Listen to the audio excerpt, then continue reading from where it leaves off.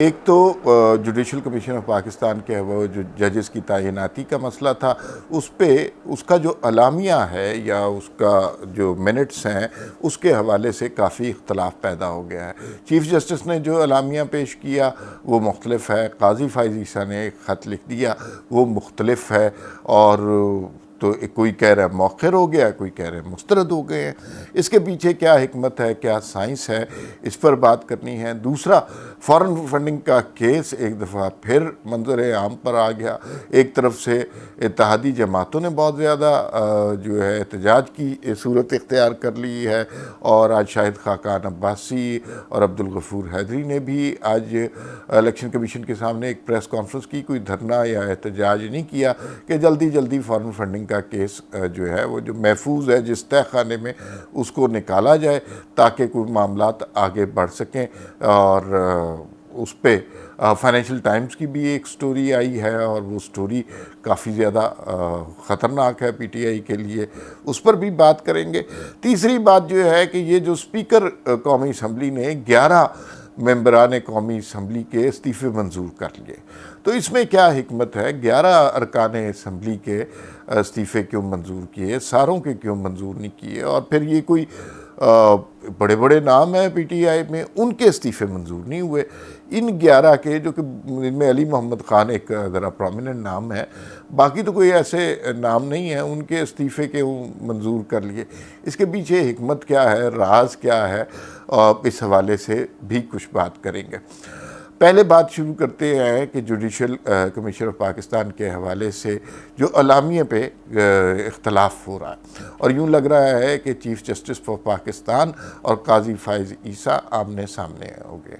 Chief justice of Pakistan कह रहे हैं, और उनके हामी वो 4 लोग जिन्होंने 5-4 से ये फ़ैसला आया, तो जिन्होंने ये फ़ैसला किया, वो कह रहे हैं जी कि इजलास मौखर हो गया है, मुलतवी हो गया है, हम दोबारा बैठेंगे और बैठ के दोबारा मामला तय कर लेंगे। ये उनकी तरफ से मिनट्स आए हैं। दूसरी जानिब जो काजी फ़ाइज़ ईसा फरमा रहे हैं, उनके मुताबिक तो कि मौखर शौखर वाली कहानी कोई नहीं हुई, और चीफ़ जस्टिस साहब प्रोटोकॉल और डेकोरम की खिलाफ वर्जी करते हुए अचानक इजलास से उठ गए, और एजाजुल एहसन भी अचानक उठ गए हैं। कोई मतलब कहना वो चाह रहे हैं, कोई तमीज़ तरीका होता है इस लेवल पर जब आप बात कर रहे होते हैं तो अचानक उठ के जाना क्या हुआ। और उस पर उन्होंने कहा जी मौखर शौखर कोई नहीं हुआ, वो जो 5 लोगों की लिस्ट थी वो मुस्तरद हो गई है। अब इसमें हिकमत ये है, बारीक नुक्ता ये है कि अगर तो वो इजलास मौखर हुआ है तो फिर ये नाम किसी और स्टेज पर दोबारा ज़ेर बहस आ सकते हैं, दोबारा इनकी प्रमोशन और इनके हवाले से बात हो सकती है। लेकिन अगर ये नाम मुस्तरद हो गए हैं तो ये नाम दोबारा नहीं आ सकते। अब आप समझ रहे हैं कि वो नाम जिन पर बड़ी मेहनत की गई थी, जिनकी पता नहीं फाइलें होंगी, वीडियोज़ होंगे। वो जनरल मुशर्रफ का एक बयान चल रहा है जिसमें उन्होंने कहा कि हमने कुछ जो है ऐसे लोग जिनके कुछ फाइलें शाइलें थी, उनको जो है वीडियोज़ थी, उनको हमने क्यू लीग में शामिल कराया, क्योंकि फिर वो बंदे के पुत्र बन के रहते हैं ना। तो ये जो लोग हैं ये भी शायद इस तरह के लोग हों, या मुस्तकबिल में इनके लालच होती है, कहीं कॉम्प्रोमाइज़ होता है, कहीं ब्लैकमेलिंग होती है, कहीं खौफ होता है। ये सारी चीज़ों पर कॉम्प्रोमाइज़ होने के खदशात होंगे, और इस वजह से जो है ये लोग प्रमोशन के लिए बार बार आ रहे हैं। और इस पर जो कुछ हो रहा है वो बड़ा ख़तरनाक है। यानी काजी फ़ाइज़ ईसा कह रहे हैं कि चीफ़ जस्टिस ऑफ पाकिस्तान ने जो अलामिया जारी किया वो झूठ पर मबनी था, वो गलत है, हमने लोग मुस्तरद किए हैं, मौखर कोई नहीं किए। अब देखिए, हमारे ऊपर, आपके ऊपर, पाकिस्तान की कौम के ऊपर तो वैसे झूठे चोर डाकू गद्दार टाइप के नारे लगते ही रहते हैं। अब किस शख्सियत के बारे में हम बात कर रहे हैं? पाकिस्तान में एक निज़ाम इंसाफ कायम है, किसी की साइकिल चोरी हो जाती है, किसी का घर में डाका पड़ जाता है, कोई कत्ल हो जाता है, कोई भी कानूनी मामला होता है, लोग छोटी अदालतों में जाते हैं, फिर उसके बाद उससे बड़ी अदालतों में जाते हैं इंसाफ की तलाश में कि वहाँ से हमें इंसाफ मिलेगा। फिर जिसकी रसाई होती है, जिसके पास दाने होते हैं, वो हाई कोर्ट में जाता है। उससे भी ज़्यादा जिसकी बिसात होती है वो सुप्रीम कोर्ट के पास चला जाता है। और सुप्रीम कोर्ट में भी कि बेशुमार 13, 14, 17 जजेस की गुंजाइश है, 13 उसमें से हैं अभी, उसमें से भी कोई चीफ जस्टिस के पास पहुंच जाता है इंसाफ की खातिर। अब अगर हमें ये पता चले कि इन सारे मरहलों से गुजरने के बाद आप जिस शख्स से बात कर रहे हैं, जिस शख्स का नाम नामी ले रहे हैं, वो शख्स झूठा है, वो झूठ बोल रहा है और जजेस की तैनाती के मामलात पर झूठ बोल रहा है, ये तो सारा निज़ाम इंसाफ ही बिखर के रह गया ना। और सियासतदानों के खिलाफ आपने सुना होगा वो 62-63 लग जाती है, ना ये सादिक है ना ये अमीन है, और निकालते हैं फलां जलसे में फलां आज से 35 साल पहले उसने ये बात की थी, लिहाजा ये सादिक अमीन नहीं है, फारिग। तो जो आप फारिग करते हैं वो उनकी क्रेडिबिलिटी पे खुद सवाल आ गया है। और ये मसला कहाँ से पैदा हुआ? मसला तो ये बहुत अरसे से था। एक ख़ास किस्म का नेक्सस क्रिएट किया गया था, एक जाल बिछाया गया था। उस जाल में अदलिया भी थी, साकिब निसार जैसे, खोसा साहब जैसे जजेस भी थे। उस जाल में नैब भी था, उस जाल में मीडिया भी था, उस जाल में जो है इस्टेब्लिशमेंट भी थी। और काम इस तरह शुरू होता था कि अगर कोई उन हालात में आवाज़ बुलंद करना चाहता, सबसे पहले तो मीडिया के ऊपर मर्टसब कर दिया जाता, उसकी धुनाई शुरू हो जाती और वो मीडिया ट्रायल होता। उससे बच के आता तो नैब कोई केस डाल देती, नैब से बच जाता अदालतें उसको पकड़ लेती, और अदालतों से अगर बच जाता तो इस्टेब्लिशमेंट की तरफ से मुस्बत रिपोर्टिंग का हुक्म आ जाए। ये नेक्सस था पूरा। और ये नेक्सस, अगर आप ये समझ रहे हैं कि ये नेक्सस अभी जो सूरत हाल है उसकी वजह से ख़त्म होने वाला है, तो ऐसी बिल्कुल कोई बात नहीं है। ये नेक्सस अगले 10 साल चलाने का भी मंसूबा था। उसी लिए जुडिशल कमीशन ऑफ पाकिस्तान के इजलास में इन जजेस की तैनाती की गई थी। तो अब ये मसला पैदा हुआ, सारे का सारा जो पंजाब असम्बली वाला फ़ैसला दिया। आपने एक फ़ैसला दिया, पार्लिमानी का लीडर और पार्टी के सरबराह के हवाले से आइन में तरमीम कर दी खुद ही।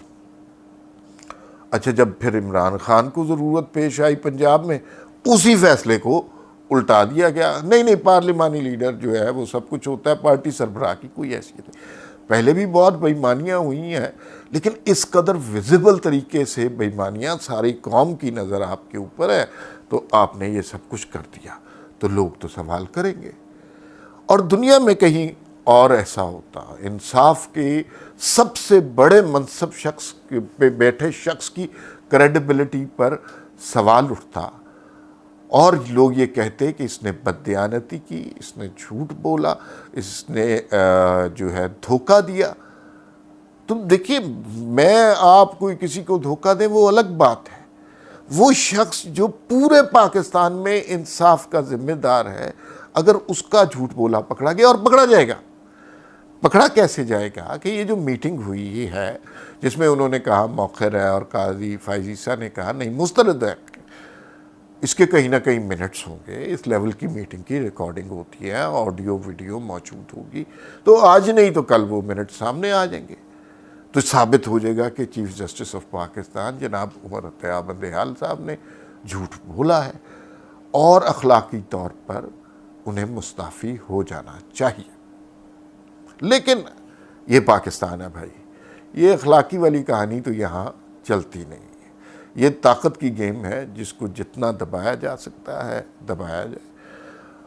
अब बजाय इसके कि जो पब्लिक प्रेशर बढ़ रहा है कि chief justice of Pakistan Mustafi हों, 62-63 को अपने ऊपर खुद ही लागू कर ले, तस्लीम करें कि मैंने झूठ बोला था, तो वो अब नए केसेस निकालेंगे।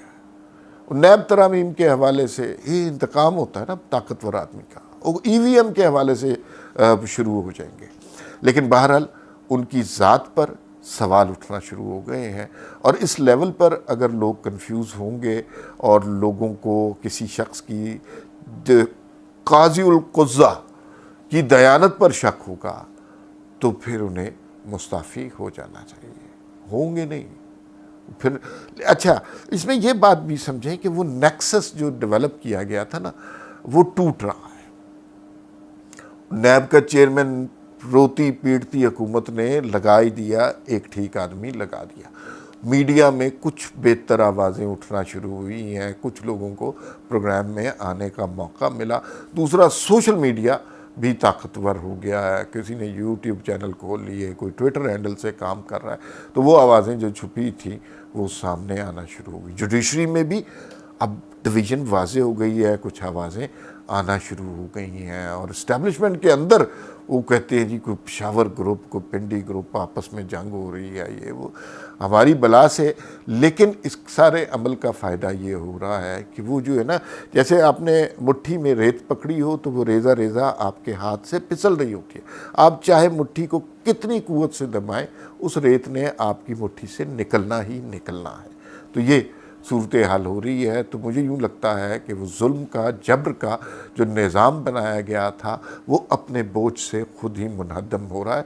इस वक्त जमहूरी कुव्वतों को ये समझने की ज़रूरत है कि कॉम्प्रोमाइज़, मफाहमत, ये आप लोगों ने बहुत कर ली है,